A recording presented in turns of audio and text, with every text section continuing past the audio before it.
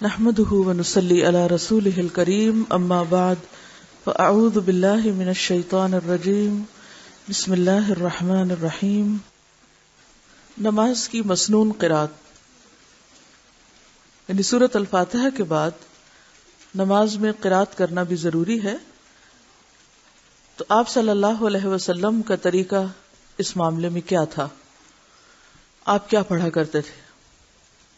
منفرد نمازی، منفرد سے مراد اکیلا، تنہا، جہاں سے اور جتنا چاہے قرآن مجید پڑھ سکتا ہے، کوئی ممانعت نہیں۔ البتہ امام کو نماز پڑھاتے وقت مقتدیوں کے احوال اور کوائف کے پیش نظر ضرور اختصار سے کام لینا چاہیے، یعنی باجماعت نماز میں طویل قرات نہیں کرنی چاہیے، اس سے پیچھے نماز پڑھنے والوں کو تکلیف ہو سکتی ہے، کیونکہ سب کے حالات ایک جیسے نہیں ہوتے، سب کا اسٹیمنا ایک جیسا نہیں۔ نماز میں اگرچہ ہم جہاں سے چاہیں قرآن پڑھ سکتے ہیں، لیکن یہاں ہم نبی صلی اللہ علیہ وسلم کی قرات کا ذکر کرتے ہیں کہ آپ کون کون سی سورت کس کس نماز میں پڑھتے تھے۔ سورت اخلاص کی اہمیت۔ ایک انصاری مسجد قباء میں امامت کراتے تھے۔ ان کا معمول تھا کہ سورت فاتحہ کے بعد کوئی دوسری سورت پڑھنے سے پہلے قل هو اللہ احد یعنی سورت اخلاص تلاوت فرماتے۔ ہر قرات کا آغاز قل هو اللہ احد سے، اور ہر رکعت میں اسی طرح کرتے۔ مقتدیوں نے امام سے کہا کہ آپ پہلے قل هو اللہ احد کی تلاوت کرتے ہیں، پھر بعد میں دوسری سورت ملاتے ہیں، کیا ایک سورت تلاوت کے لیے کافی نہیں؟ یعنی صرف قل هو اللہ پڑھنا کافی نہیں، یا صرف کوئی دوسری سورت پڑھنا کافی نہیں؟ اگر قل هو اللہ احد کی تلاوت کافی نہیں تو اس کو چھوڑ دیں اور دوسری سورت کی تلاوت کیا کریں۔ امام نے جواب دیا، میں قل هو اللہ احد کی تلاوت نہیں چھوڑ سکتا۔ انہوں نے رسول اللہ صلی اللہ علیہ وسلم کی خدمت میں مسئلہ پیش کیا تو نبی صلی اللہ علیہ وسلم نے امام سے کہا کہ تم مقتدیوں کی بات کیوں تسلیم نہیں کرتے؟ اس سورت کو ہر رکعت میں کیوں لازمی پڑھتے ہو؟ اس نے کہا، مجھے اس سورت کے ساتھ محبت ہے۔ نبی صلی اللہ علیہ وسلم نے فرمایا، اس سورت کے ساتھ تیری محبت تجھے جنت میں داخل کرے گی۔ اب یہاں ہم دیکھتے ہیں کہ ایک شخص ہر نماز کی ہر رکعت میں قل هو اللہ احد پڑھ رہا ہے۔ اگر ہم یہ کہیں کہ ہم بھی یہی کرتے ہیں تو پھر دیکھنا یہ پڑے گا کہ ہمارے اس کرنے اور اس کے کرنے میں فرق کیا ہے۔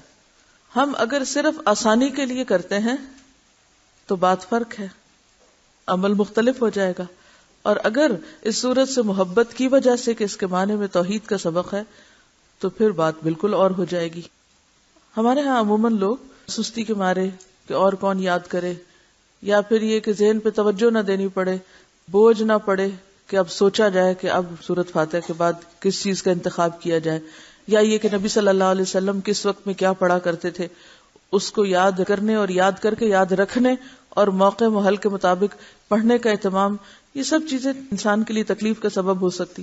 اب اگر کوئی یہ کہ یہ تکلیف میں نہیں اٹھا سکتا، بس میرے لیے نماز میں قل هو اللہ ہی کافی ہے، تو اس کا قل هو اللہ پڑھنا بالکل ایک اور معنی رکھتا ہے۔ تو قل هو اللہ پڑھی جا سکتی ہے لیکن محض سستی کے مارے نہیں، اس کے معنی پہ غور کرتے ہوئے، اس سے محبت کرتے ہوئے نہیں بھی تو محبت پیدا کی جا سکتی ہے۔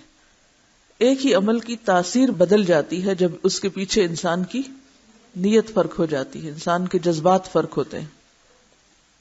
ایک صحابی نبی صلی اللہ علیہ وسلم سے کہتے ہیں کہ میرا ایک پڑوسی رات کے قیام میں صرف قل هو اللہ احد تلاوت کرتا ہے، یعنی تہجد کے وقت صرف قل هو اللہ پڑھتا ہے، دوسری کوئی آیت تلاوت نہیں کرتا۔ آپ نے فرمایا، اس ذات کی قسم جس کے قبضے میں میری جان ہے، یہ سورت تہائی قرآن کے برابر ہے۔ یہ نہیں کہا کہ اس کا پڑھنا تہائی قرآن کا پڑھنا ہے، بعض لوگ اس کو اس معنی میں لے لیتے ہیں۔ معنی کیا ہے کہ اس میں جو مضمون پایا جاتا ہے وہ تہائی قرآن کے اندر پایا جاتا ہے، یعنی توحید۔ نماز جمعہ اور عیدین میں تلاوت۔ حضرت نعمان بن بشیر رضی اللہ عنہ روایت کرتے ہیں کہ رسول اللہ صلی اللہ علیہ وسلم دونوں عیدوں اور جمعہ کی نمازوں میں سبح اسم ربک الاعلی اور هل اتاک حدیث الغاشیہ پڑھتے تھے۔ نعمان بن بشیر نے کہا جب عید اور جمعہ ایک دن میں جمع ہوتے تو پھر بھی نبی صلی اللہ علیہ وسلم یہ دونوں صورتیں دونوں نمازوں میں پڑھتے. یعنی اتنی زیادہ اس چیز کی تاکید ملتی ہے، اور آپ صلی اللہ علیہ وسلم کا تواتر کے ساتھ ایک عمل ملتا ہے کہ آپ باقی صورتوں پر ان صورتوں کو ترجیح دیتے جب بڑے کراؤڈ ہوتے یا جمعہ اور عید کی نماز ہوتی. عبید اللہ بن ابی رافع سے روایت ہے کہ مروان نے حضرت ابو ہریرہ رضی اللہ عنہ کو مدینے کا گورنر مقرر کیا اور خود مکہ چلے گئے. وہاں حضرت ابو ہریرہ رضی اللہ عنہ نے جمعہ کی نماز پڑھائی اور اس میں سورۃ جمعہ اور منافقون پڑھی اور کہا کہ ان صورتوں کو جمعہ میں پڑھتے ہوئے میں نے رسول اللہ صلی اللہ علیہ وسلم کو سنا تھا. تو اس سے کیا پتہ چلتا ہے کہ ان صورتوں کے علاوہ بھی صورتیں پڑھی جا سکتی ہیں، جیسا کہ اس دوسری روایت سے پتہ چلتا ہے. اور وہ کیا ہیں؟ مثلا سورۃ جمعہ اور سورۃ منافقون. رسول اللہ صلی اللہ علیہ وسلم عید قربان اور عید الفطر میں قاف والقرآن المجید اور اقتربت الساعہ پڑھتے تھے. یعنی ان دو صورتوں کے پڑھنے کے بارے میں بھی روایت موجود ہے. تو اب جمعہ اور عیدین جس میں کثرت سے لوگ یا زیادہ لوگ شریک ہوتے ہیں، دور دور سے بھی لوگ آتے ہیں، ان میں جو صورتیں پڑھی جا رہی ہیں اگر آپ غور کریں تو مضمون کیا ہے؟ آخرت. بار بار آخرت کی یاد دہانی کیوں کرائی جاتی؟ حالانکہ جمعہ بھی ایک اجتماعی دن ہے، ایک خوشی کا ہی دن ہے مسلمانوں کے لیے، ایک خاص عبادت کا دن ہے. اسی طرح عیدوں کا موقع خوشی کا موقع ہے. این خوشی کے موقع پر بھی کیا تعلیم دی جا رہی؟ اقتربت الساعہ، هل اتاک حدیث الغاشیہ. کہ ایسے مواقع پر بھی، عید کے دن بھی نہیں بھول سکتے آخرت کو، کیونکہ موت تو جوتی کے تسمے سے بھی زیادہ انسان کے قریب ہے. سب سے بڑا ہمارا دھوکہ ہی یہی ہے کہ ہم اس کو دور سمجھتے ہیں جو سب سے قریب ہے، اس کو حقیقت نہیں سمجھتے جو یقینی ہے.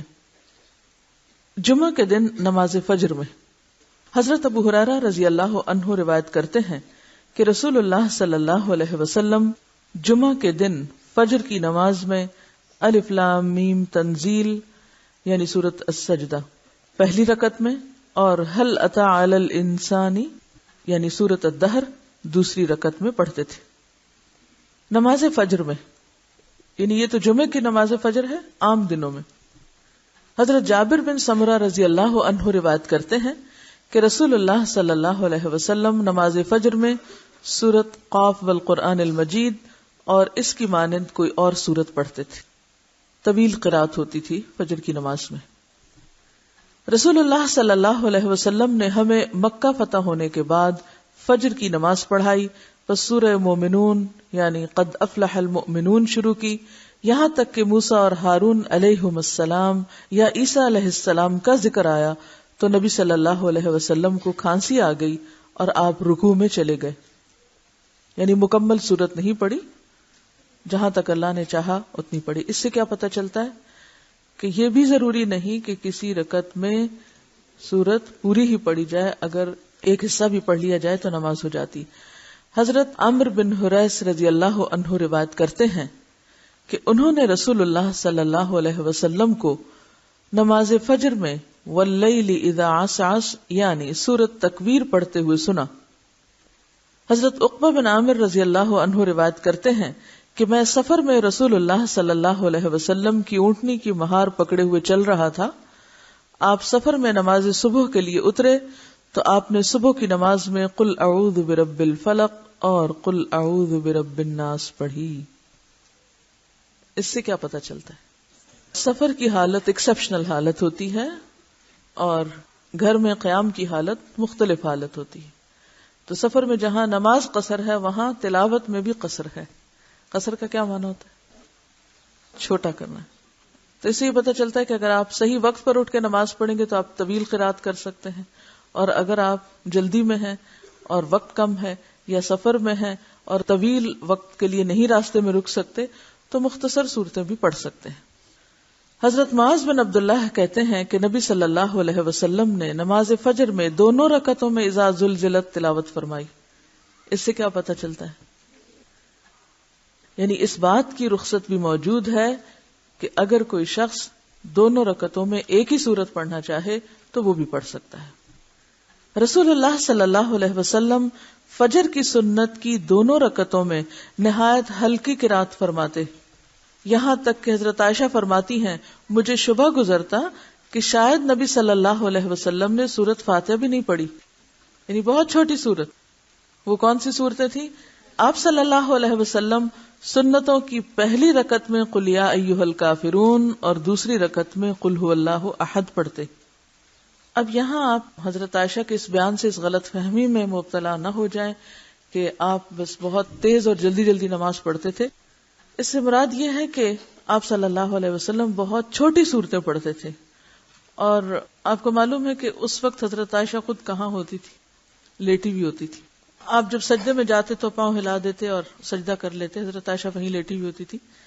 اب آپ دیکھیں کہ ایک شخص نماز پڑھا اور ایک شخص لیٹا ہوا ہو، نیم بیداری اور نیم خواب کی حالت میں، تو اس کے پاس اگر کوئی نماز پڑھ رہا ہو تو عموماً وہ کیا کہتا ہے؟ تو انہیں پڑھ بھی لی، اتنی جلدی پڑھ لی۔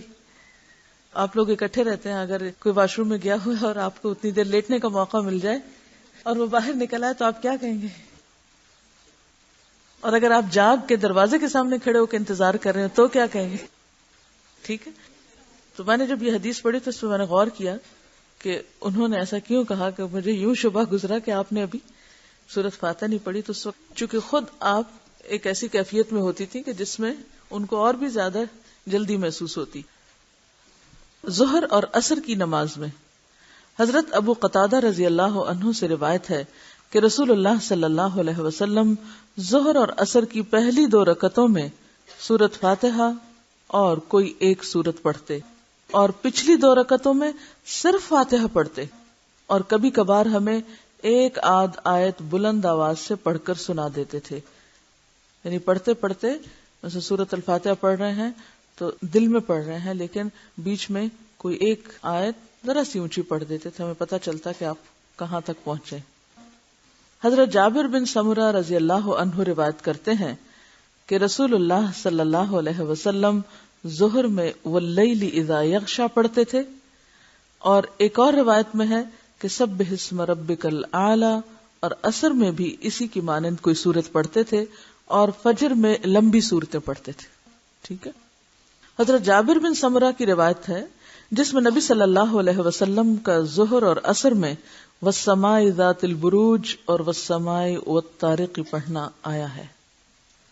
رسول اللہ صلی اللہ علیہ وسلم ظہر کی آخری دونوں رکعتوں میں 15 آیات کے برابر قرات فرماتے تھے، یعنی یہ بھی آتا ہے کہ صرف سورۃ الفاتحہ پڑھتے اور یہ بھی آتا ہے کہ 15 آیتیں بھی۔ معلوم ہوا کہ آخری دونوں رکعتوں میں سورۃ فاتحہ کے بعد قرات مسنون ہے، اور کبھی آپ آخری 2 رکعتوں میں صرف فاتحہ کی قرات فرماتے۔ تو اس سے کیا پتہ چلتا ہے؟ دونوں طریقے جائز، جبکہ نماز عصر کی پہلی دونوں رکعتوں میں ہر رکعت کے اندر 15 آیات تلاوت فرماتے اور آخری 2 رکعتوں میں صرف فاتحہ پڑھتے، یعنی عصر کی نماز میں صرف فاتحہ ہی پڑھتے تھے آخری 2 رکعتوں میں۔ حضرت ابو معمر رحمہ اللہ علیہ نے خباب رضی اللہ عنہ سے کہا، کیا رسول اللہ صلی اللہ علیہ وسلم ظہر اور عصر میں قرات کرتے تھے؟ خباب رضی اللہ عنہ نے کہا، ہاں۔ پوچھا گیا کہ آپ کو کیسے معلوم ہوا؟ خباب فرمانے لگے کہ آپ کی داڑھی کی جنبش سے، یعنی کہ جب منہ ہلتا تھا تو پتہ چلتا تھا۔ معلوم ہوا کہ ظہر اور عصر کی نمازوں میں آپ سری یعنی دل میں قرات کرتے تھے، بلند آواز سے نہیں۔ کبھی آپ کی قرات طویل ہوتی، یعنی ظہر عصر میں بھی کبھی طویل بھی ہو جاتی۔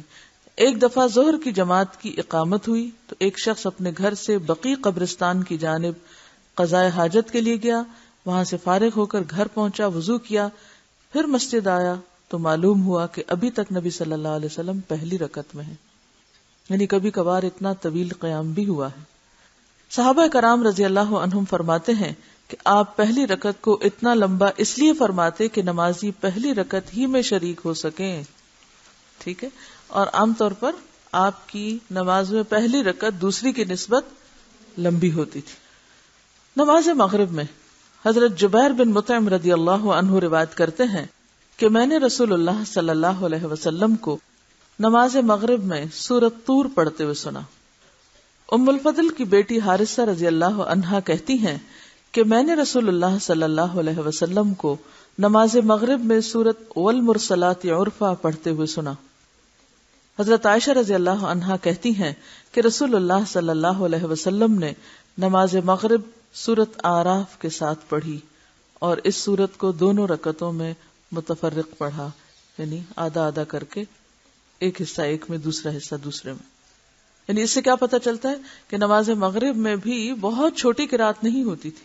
ایک طرف سورۃ طور ہے، المرسلات عرفا ہے، اور پھر سورۃ اعراف کے بارے میں بھی ملتا ہے۔ تو عموماً ہم سمجھتے ہیں کہ مغرب کا وقت کم ہے، لہٰذا قل ہو اللہ پہ ہی گزارا کر لو۔ نماز عشاء میں حضرت براء بن عازب رضی اللہ عنہ روایت کرتے ہیں کہ میں نے رسول اللہ صلی اللہ علیہ وسلم کو نماز عشاء میں والتین والزیتون پڑھتے ہوئے سنا، اور میں نے نبی صلی اللہ علیہ وسلم سے زیادہ خوش آواز کسی کو نہیں سنا، یعنی آپ کی آواز سب آوازوں میں خوبصورت تھی۔ حضرت معاذ بن جبل رضی اللہ عنہ نے عشاء کی نماز میں سورۃ بقرہ پڑھی۔ مقتدیوں میں سے ایک کھیتی باڑی کا کام کرنے والے نے سلام پھیر دیا، آدھے میں نماز چھوڑ دی۔ پھر اس نے رسول اللہ صلی اللہ علیہ وسلم کی خدمت میں حاضر ہو کر عرض کیا، اے اللہ کے رسول، ہم لوگ اونٹوں والے ہیں، دن بھر مشقت کرتے ہیں۔ معاذ نے عشاء میں سورۃ بقرہ شروع کر دی، مجھے دن کے تھکے ہوئے کو لمبی قرات سے ملال ہوا۔ ہادی عالم صلی اللہ علیہ وسلم نے معاذ رضی اللہ عنہ سے کہا، تو لوگوں کو نفرت دلاتا ہے اور فتنہ کھڑا کرتا ہے۔ آپ صلی اللہ علیہ وسلم نے 3 مرتبہ یہ بات دہرائی، یعنی سخت قسم کی ڈانٹ تھی۔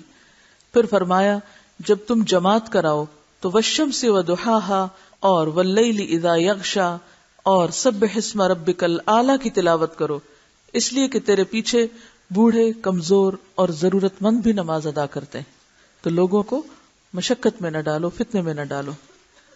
اس حدیث سے عشاء کی نماز کی قرات بھی معلوم ہوئی، اور ساتھ ہی اس حدیث نے نماز کے اماموں کو بھی متنبہ کر دیا کہ وہ نماز پڑھاتے وقت مقتدیوں کا خاص طور پر خیال رکھیں اور خوب سمجھیں کہ نماز میں مقتدیوں کے حالات کے پیش نظر تخفیف کرنا، تخفیف کا کیا معنی؟ کم پڑھنا رسول اللہ صلی اللہ علیہ وسلم کی سنت ہے۔ تو خلاصہ کیا ہوا؟ کوئی بتائے گا آپ میں سے؟ اس سارے باب کو پڑھ کر آپ نے کیا نتیجہ نکالا؟ اگر سارے کو 2 جملوں میں بیان کرے کوئی، آپ کی قرات 2 چیزوں پر مشتمل ہے۔ یہ قرات کی 2 صورتیں ہیں، ایک ہے انفرادی قرات اور دوسرے اجتماعی قرات۔ ایک تقسیم تو یہ ہو گئی۔ پھر اجتماعی قرات میں بھی کیا چیز ہمیں ملتی ہے؟ لمبی اور چھوٹی دونوں۔ کب لمبی اور کب چھوٹی؟ سفر اور حضر کا فرق بھی ہے۔ اس سے نتیجہ کیا نکلا؟ نتیجہ نکالیے، ڈیڈیوس کیجئے، استنباط کیجئے، غور و فکر کیجئے اور حکمتوں کو سمجھیے، آپ کے طریقے کو سمجھیے۔ آپ کا طریقہ مبنی تھا کس پر؟ آپ لوگ خدا کے لیے، سب کے لیے میں بات کریں، جب بات کی جا رہی ہو تو خول سے نکل کے، کانوں کے پردے ہٹا کے، جو بات کہی جائے، جو سوال کہے جائے، اس پہ توجہ کیا کیجیے۔ دیکھیے، تبلیغ کے راستے میں سب سے بڑی مشکل، سب سے بڑا بیریئر، سب سے بڑی رکاوٹ دوسروں کے نقطہ نظر کو، دوسروں کی بات کو نہ سمجھنا ہے، دوسروں کے حالات کو نہ سمجھنا ہے۔ اور اس کا نتیجہ کیا نکلتا ہے؟ جب ہم نے سنا ہی نہیں دوسرے کو کہ وہ کیا پوچھ رہا ہے، وہ کیا کہہ رہا ہے، تو ہم پھر کیا بولیں گے؟ کبھی ہم نے سوچا کہ ہماری دین کے راستے میں کی جانے والی کوششیں ناکام کیوں ہیں؟ ہم سارا بلیم عوام پہ، معاشرے پہ، لوگوں پہ ڈالتے ہیں، لوگوں کا قصور ہے، لوگ بڑے بہک گئے، میڈیا بڑا خراب ہے، ماحول بڑا خراب ہے، اس لیے لوگ جو ہیں وہ کوئی بات سننے کو تیار نہیں۔ کبھی ہم نے اپنے اندر کی غلطیوں کو بھی دیکھا؟ ہم میں کہاں خرابی؟ کبھی سوچا ہم نے؟ ہم نہیں سوچتے۔ سب سے بڑی خرابی یہ کہ ہمیں نہ بات سننے کا ڈھنگ آتا ہے، ہمیں سننے کا سلیقہ نہیں ہے، سننے کا ڈھنگ نہیں، سن کے سمجھتے ہی نہیں اور سمجھ کے نہیں بولتے۔ ہمیں پتہ ہی نہیں ہوتا کہ دوسرا پوچھ کیا رہا ہے، دوسرا کس ذہنی کیفیت میں ہے، دوسرا کس حالت میں ہے۔ اور یہاں سے کیا ہو جاتی مشکل ادعو الی سبیل ربک بالحکمت والموعظۃ الحسنۃ، اس کے سراسر خلاف ہم عمل کر رہے ہوتے ہیں. حکمت نام کی شے نہیں ہوتی پاس، اور الٹا دین کا کام خراب کرتے ہیں. تو ہمیں اپنی بہت ساری اصلاح کی ضرورت ہے، اور پہلی اصلاح یہ کہ ہم توجہ سے سننے والے بنیں کہ کسی نے کہا کیا ہے. بہت سے لوگ صرف اس لیے فیل ہوتے ہیں امتحان میں کہ وہ سوال سمجھے بغیر جواب لکھتے ہیں. سوال سمجھے بغیر جواب لکھنا فیل ہونے کا ذریعہ. اگر دنیا کے امتحان میں آپ فیل ہو رہے ہیں تو کیا تبلیغ کے میدان میں فیل نہیں ہوں گے؟ انسانی تعلقات کے معاملے میں فیل نہیں ہوں گے؟ آ رہی سمجھ آپ کو میری بات؟ لو کننا نسمع او نعقل، ہم اپنی ذات میں اتنا مگن ہوتے ہیں، اپنے خیالوں میں اتنے گم ہوتے ہیں، نہ نماز میں ہم توجہ کرتے ہیں، نہ کلاس میں، نہ کسی انسان کے پاس بیٹھ کے، صرف اپنی ہی ذات ہے. اور اس خوش فہمی کا شکار ہوتے ہیں کہ ہم سب جانتے ہیں. تو سوال کیا ہے؟ میرا سوال کیا ہے کہ آپ صلی اللہ علیہ وسلم کی مختلف نمازوں میں جو قرات کا طریقہ ہے اس کو آپ نے پڑھ لیا. اب آپ چاہتے ہیں اس پر عمل کریں. عام طور پر لوگ کیا کرتے ہیں، ایک چیز لے لیتے ہیں، اس کو اتنا ناپ لیتے ہیں، اس وقت یہ پڑھنا ہے. میں نے حدیث پڑھی تھی کہ آپ نے فجر کی نماز میں سورۃ قاف پڑھی تھی. اب چاہے سورج نکل آئے، میں نے سورۃ قاف پڑھ کے چھوڑنی ہے. ہم اسی طرح عمل کرتے ہیں نا حدیثوں پر. مغرب میں آپ سورۃ طور پڑھتے تھے، چاہے بچہ رو رو کے بے ہوش ہو جائے، میں سنت پر عمل کر رہی ہوں اور سورۃ طور پڑھ رہی ہوں. عموماً ہم کیا حماقت کرتے ہیں کہ گروپ کے ساتھ سفر کر رہے ہیں. سفر میں انہوں نے اعلان کیا بس 15 منٹ ہیں، نماز پڑھ کر 15 منٹ میں بس پہ واپس آ جائیے. ہم آدھا گھنٹہ خشوع و خضوع میں کھڑے رہتے ہیں. کیوں؟ اس لیے کہ وہ ہم نے کلاس میں حدیث پڑھی تھی کہ سورۃ طور مغرب میں پڑھی جاتی ہے. اور یہ لوگ تو بالکل تقوی کے خلاف کام کرتے ہیں. ان کو تو پتہ ہی نہیں کہ سورۃ طور پڑھی جاتی ہے، ان کو تو خود بھی نہیں آتی ہوگی، اس لیے انہوں نے شور مچا رکھا ہے کہ ہم جلدی سے واپس آئیں، بس میں بیٹھیں. ہم اس طرح دین پہ عمل کر رہے ہیں یا نہیں؟ ایک چھوٹی سی مثال ہے ناسمجھی کی. جب ہم دین کو سمجھتے نہیں اور ناسمجھی سے دین پر عمل کرتے ہیں تو اس طرح کے تاثرات چھوڑتے ہیں. اس کو پھر ریجڈیٹی کہتے ہیں، ریجڈ ہونا. جبکہ اس سے میں آپ کو یہ سکھانا چاہتی ہوں کہ اگرچہ مختلف طریقے اور مختلف چیزیں بتائی گئی ہیں، ان کو فالو بھی کرنا چاہیے، لیکن ان میں ریجڈیٹی نہیں ہونی چاہیے. کیا کرنا چاہیے؟ جب آپ کو پتہ ہی نہیں کہ کیا کرنا چاہیے، آپ سوال میں آپ سے کچھ کر رہی ہوں، جواب آپ کچھ دے رہے ہیں، تو عمل کیسے کریں گے؟ عمل بھی نہیں کر سکتے. تو اب میں آپ سے دوبارہ سوال کر رہی ہوں، اور میرا سوال یہ ہے کہ ان ساری سچویشنز میں جو آپ نے پڑھا کہ آپ نے اس وقت یہ تلاوت کی، پھر اسی وقت میں کچھ اور کی، پھر اسی وقت میں کچھ اور کی، یہ سب کچھ کیا بتاتا ہے؟ اس سے کیا اصول سامنے آتا ہے؟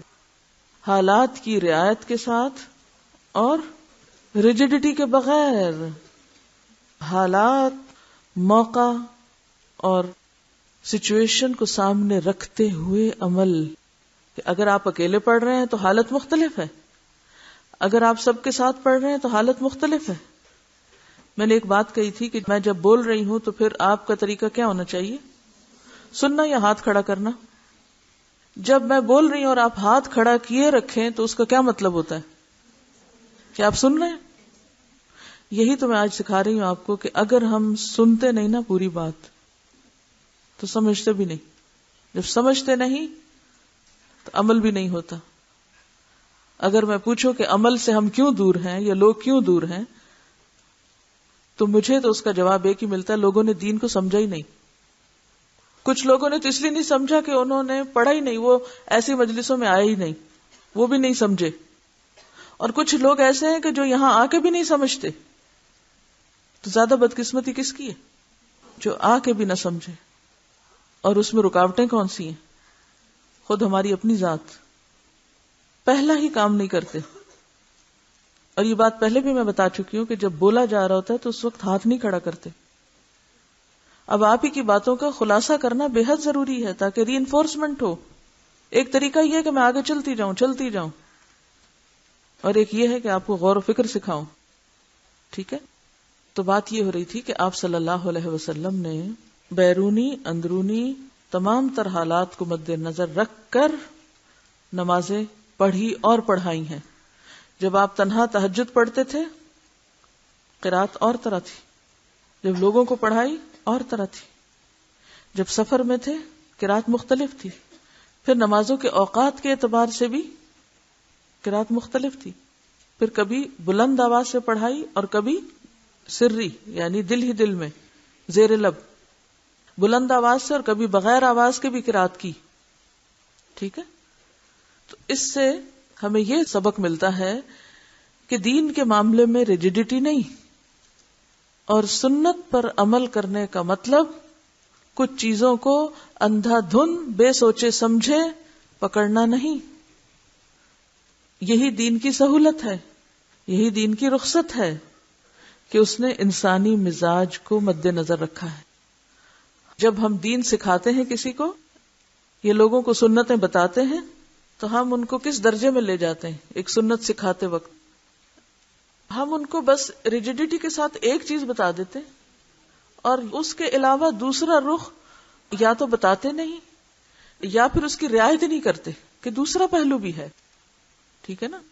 اس کی ایک اور مثال آپ یوں سمجھیے، اس بات کو زیادہ آسانی ہو جائے گی.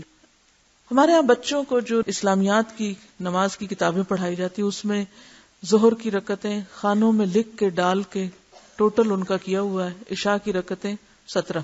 ان کو نہیں پتا فرض کا درجہ کیا ہے، سنت کا کیا ہے، نفل کا کیا ہے، وتر کا کیا ہے، کیا پڑھنا لازم ہے اور کیا چھوڑا جا سکتا ہے. بوڑھے ہو جاتے لوگ، ان کو یہ نہیں پتا چلتا سفر میں کتنی نماز پڑھنی ہے، قصر کا مطلب کیا ہے، کون سی پڑھنی ہے اور کون سی نہیں پڑھنی. پلٹ پلٹ کے ایک ہی طرح کے سوال کیے چلے جاتے ہیں. یہ ساری کنفیوژن کیوں ہے؟ کیونکہ بتانے والوں نے چیزوں کو واضح کر کے نہیں بتایا. دین کا علم تو دے دیا، فہم اور فقہ نہیں دی. علم دے دیا، نالج دے دیا، اس سے اخذ کرنے کا طریقہ، اس کو اپلائی کس طرح کرنا ہے. یعنی وہ جو امام شافعی کے بارے میں آتا ہے نا کہ 1 سال تو امام مالک سے علم لیا اور اگلا سال ادب لیا. وہاں ادب کا کیا معنی ہے آپ کا کہ وہ یوں بس سر جھکا کے بیٹھ جاتے تھے چپ ہو کے؟ یہ ادب ہے. آپ اس جملے کا کیا معنی سمجھتے ہیں کہ دوسرے سال انہوں نے ادب سیکھا، اپلائی کرنے کا طریقہ، اس پر عمل کا طریقہ کہ اس پر عمل کیسے ہوگا، اور اسی عمل کا ایک حصہ ہے پھر آگے سکھانا بھی. ٹھیک ہے نا؟ تو ایک ہوتا ہے کسی چیز کے بارے میں جان لینا. جیسے ایک شخص MBBS کرتا ہے تو اس نے کیا کیا؟ علم حاصل کر لیا. جب ہاؤس جاب کرتا ہے تو وہ کیا کرتا ہے؟ اپنے نظریے کو، اپنے تھیری کو کس میں ڈھالتا ہے؟ پریکٹس کرتا ہے، عمل میں ڈھالتا ہے کہ ہاں یہ دوا پڑھ تو لیا، اب کس مریض کو کس وقت میں کس بیماری میں کتنی دینی.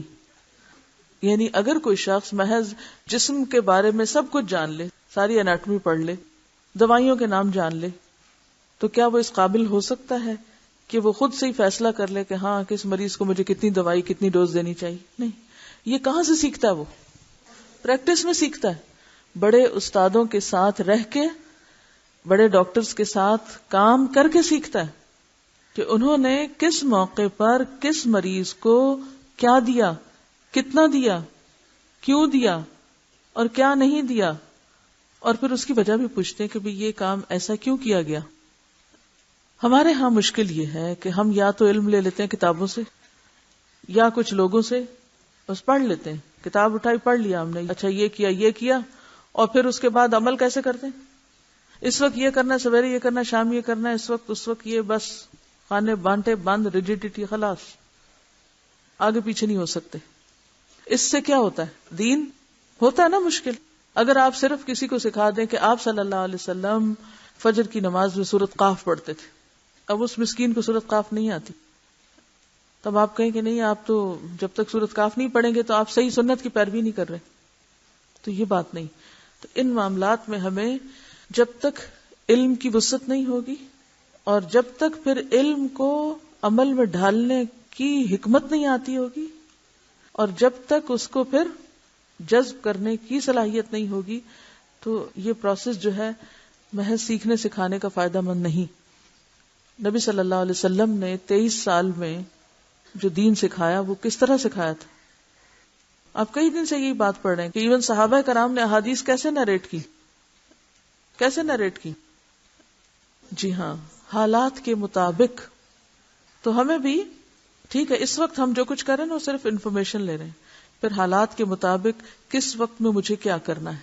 جس کو یہ سلیقہ نہیں آتا نا، وہ دین کو بدنام کرنے کا سبب بنتا ہے.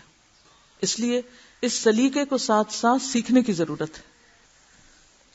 مختلف آیات کا جواب. ہمارے ہاں یہ رواج ہے کہ امام جب بعض مخصوص آیات کی تلاوت کرتا ہے تو وہ اور بعض مقتدی نماز میں بآواز بلند ان کا جواب دیتے ہیں. یہ درست نہیں، کیونکہ اس بارے میں کوئی صحیح صریح روایت نہیں ہے. بعض مسجدوں میں آپ نے دیکھا ہوگا کہ وہ جواب میں سب مل کر ایک نعرے کی صورت میں آیت کا جواب دے رہے ہوتے ہیں. ہاں، بعض آیات کی تلاوت کے بعد امام یا منفرد قاری اپنے طور پر ان کا جواب دے تو جائز ہے. چنانچہ حضرت حذیفہ رضی اللہ عنہ رسول اللہ صلی اللہ علیہ وسلم کی نماز تہجد کی کیفیت بیان کرتے ہیں کہ جب آپ تسبیح والی آیت پڑھتے تو تسبیح کرتے، جب سوال والی آیت تلاوت کرتے تو سوال کرتے، اور جب تعوذ والی آیت پڑھتے تو اللہ کی پناہ پکڑتے. رسول اللہ صلی اللہ علیہ وسلم کا معمول تھا جب آپ نماز وغیرہ میں الیس ذالک بقادر علی ان یحیی الموتى تلاوت فرماتے تو سبحانک فبلا کہتے، اور جب سبح اسم ربک الاعلی کہتے تو سبحان ربی الاعلی کہتے. حضرت ابن عباس جب سبح اسم ربک الاعلی پڑھتے تو سبحان ربی الاعلی کہتے. سورۃ غاشیہ کے اختتام پر اللہم حاسبنی حسابا یسیرا کہنے کی کوئی دلیل نہیں. کسی حدیث میں ادنا سا اشارہ بھی نہیں کہ نبی صلی اللہ علیہ وسلم نے ان کلمات کو سورۃ غاشیہ کے اختتام پر کہا ہو.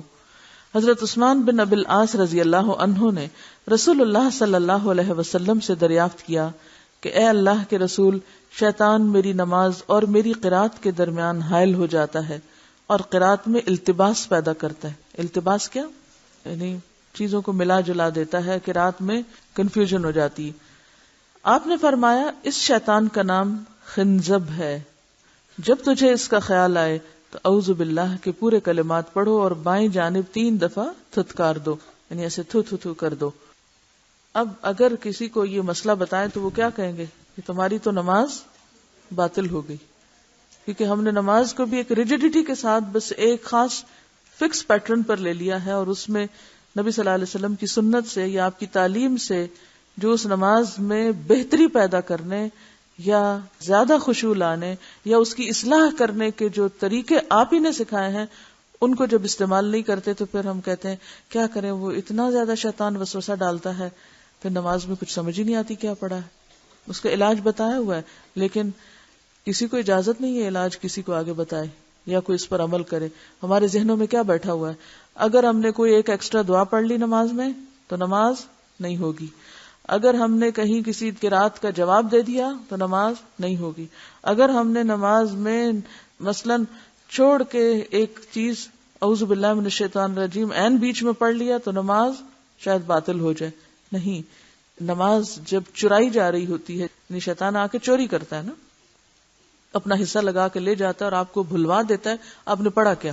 تو جو نماز آپ نے ایک نیم بے ہوشی کی حالت میں پڑھی، کیا ہوتی ہے نیم بے ہوشی کی حالت نماز کی، یا مدہوشی کی حالت کیا ہوتی؟